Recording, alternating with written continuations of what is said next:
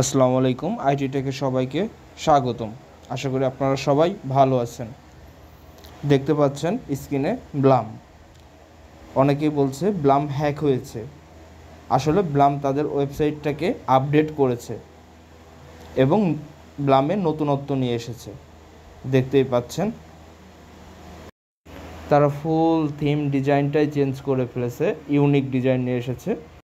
অনেকেই ভাবছেন যে ব্লাম হয়তো বা হ্যাক হয়েছে। আসলে তারা তাদের গেমে নতুনত্ব নিয়ে এসেছে। ব্লাম একটি ভেরিফাইড স্ট্রং প্রজেক্ট, একটা 100% পেমেন্ট করবে এবং খুব শীঘ্রই লিস্টিং হতে যাচ্ছে।